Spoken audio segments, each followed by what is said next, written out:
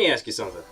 If you're playing a fighting game for the first time, or you're looking for a fresh start with one you've played before, who do you play? Street Fighter V's Ed? Nah, he's low tier. Dragon Ball Fighter's Android 18. Nah, 17 mechanics are annoying. UMVC3's Phoenix Wright? Hell no, he's gimmicky and I hate his design.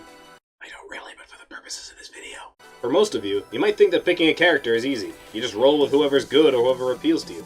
But anyone who's already tried this with depressing results knows that picking a character to play isn't that easy.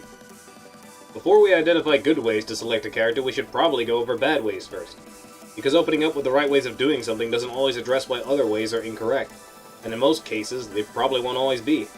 Let's start off with one big one for common fighting game players. Tier lists. Players in a want-to-win mindset will do one of two things. They'll either look for the best way to use the tools they have, or they will look for the best tool. For the uninitiated, a tier list is a ranking of the characters in a given game from best to worst. These characters are ranked by tier, and the characters in the top tier are typically the best characters in the game. And the ones at the bottom tier are probably the worst. And if you look at enough tier lists, you might see a tier list where a character is in its own tier at the top of the list. That's referred to as the God tier. God tier characters are usually a result of blatant lack of balancing on the part of the developers, resulting in a character that is leagues ahead of the cast. Examples of God tiers include Akuma from Super Street Fighter 2 Turbo, who had to be flat out banned due to practically spitting on the word balance.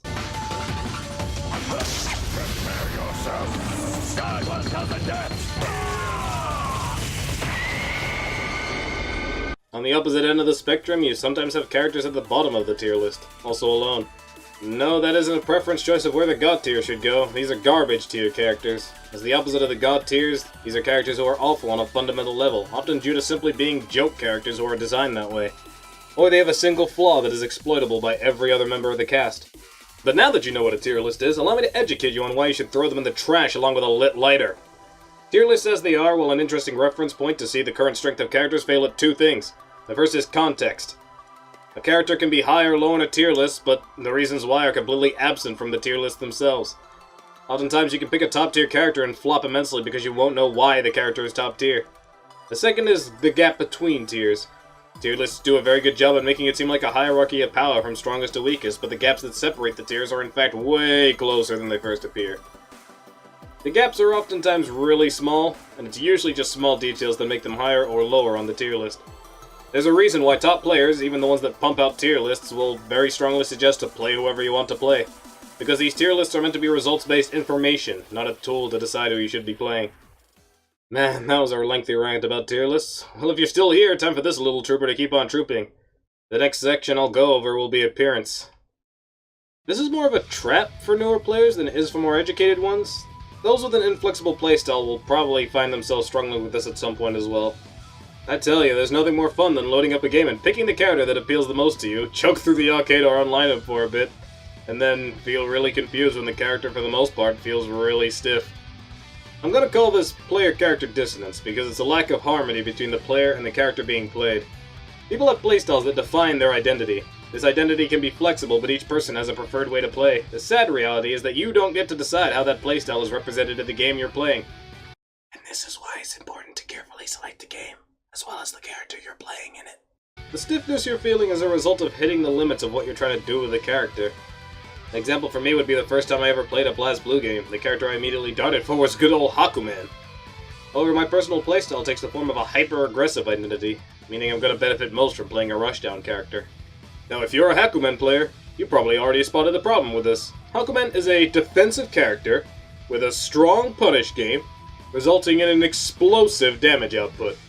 If you haven't figured it out yet, the ideal player for Hakumen is someone who can be patient and is good at making the most of his opponent's mistakes. He's not very fast, but he doesn't need to be, because he just needs to wait long enough for his opponent to give him an opening before he lets loose the fizziest can of whoop-ass the world has ever seen. But of course, as a hyper-aggressive player, I am not patient. I prefer to pry open my opponent's defenses myself and overwhelm my opponent with speed or power. Even pro players get this kind of dissonance. Daigo Umehara, the Beast, at the time of recording one of the greatest Street Fighter players of all time, changed his go-to character in the transition from Street Fighter 4 to 5. Daigo was well known for his Ryu, an evil Ryu play, but after quite a bit of dissatisfaction with himself and due to Ryu becoming significantly underpowered, Daigo switched to Guile. There's a video on FGC Translated which I'll link below so you can hear it from Daigo himself. but the reason was because he hates to wait. Simply put, Daigo was unhappy with Ryo's identity at the time as a turtle character. He decided to switch to one whose identity better matched with his, that being Guile, identifying him as a very offensive character. This is a reason why sometimes playing your favorite designed characters isn't always the best option for you. But like Daigo, this isn't as detrimental as tier list based selection. Because unlike the characters, we as players are flexible. We can adapt to the character if we're persistent enough. If you select based on appearance, just be sure to put the extra work into altering your playstyle, just so that you can synergize better with the character you've chosen. And I think that's covered the main two ways players can shoot themselves in the foot when picking a character. If you're wondering why selecting a character seems so hard, let's just say fighting games have never been the best at giving information to players. The characters had a massive marker determining what kind of role they were meant to play in the game, like League of Legends. Selecting a character would be as easy as deciding how you want to play. And selecting characters outside of your playstyle would give a very clear idea of how you're supposed to play the character before you'd even selected it. Characters on the screen have absolutely none of this. No indication of how they're supposed to be played, and not even an indication of how difficult they're supposed to be. But alas, fighting game developers cater to their competitive audience to the exclusion of all else. So videos like this keep needing to be made. Remind me to put suggestions for fighting game developers as a topic for another video. Back to character selection though, I'm going to suggest some alternative ways of deciding a character. Some ways might be pretty lengthy though, but it's all for the purpose of deciding the character that's best for you. I'll name each method for the ease of sharing. For players who are new, there's picking the easy characters. As anyone knows, execution is a painful barrier in any game. If you're learning, you want to select a simple character. In most games, that's the main character of the game. They'll usually have the most flexible game plan, or at least the most basic. And the execution for most of their moves will be rather simple. They're good for learning the mechanics of the game until you're comfortable enough to try a more complicated character, or a character with more specialized game plan, specific to your tastes. This is my method for learning new fighting games every time I try a new one. I'll go for the most generic character I can find. In Central Fiction I played Ragna first to get the gist of the differences between that game and Cross Tag. In Under Night In-Birth I played Hyde first, again to test the differences between it and Cross Tag. In Street Fighter 4 and 5 I played Ryu so I could break out the stiffness I get when playing it, and the list goes on. And this method of course won't work if the game doesn't have a defined main character like the Marvel vs. Capcom series. And even I have broken this rule on occasion just because I was too impatient and jumped to a different character. And I experienced no issues either. Again, this is better for those trying to learn a game rather than trying to play it. The more experienced you become with the game you're playing, the less this option becomes viable to you. Veterans will find this particular method completely useless.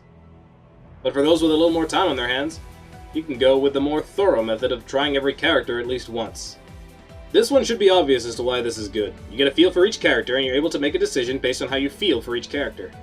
With this, you'll be able to narrow down which characters you like more than others. It will obviously take a while, so this option isn't for anyone who doesn't quite have the time to go through each and every character once. Those that do, though, will have quite a bit of knowledge of each character, which can give them an edge when playing against others. It also means you can be a source for the next method, getting a second opinion.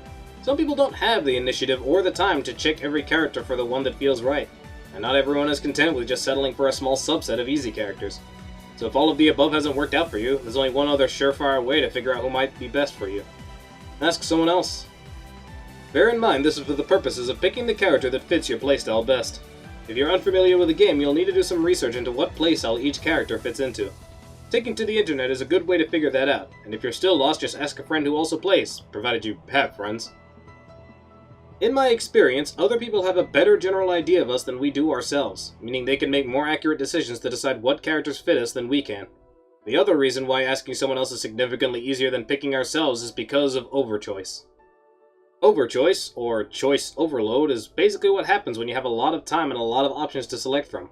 We as humans with increased time and selections will become more and more concerned about the correctness of our choices, and whether or not other choices would be better. We find it much easier to select between a small number of choices, but of course fighting games typically have a lot of backlash for having small rosters. Thus it's normal to find fighting games with typically larger rosters. That triggers the overchoice problem.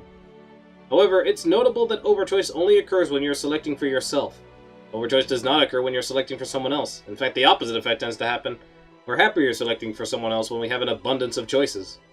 Even if you follow this method and your friends turn out to be wrong, you'll be able to cross another character off your list at the very least, and you can try someone else.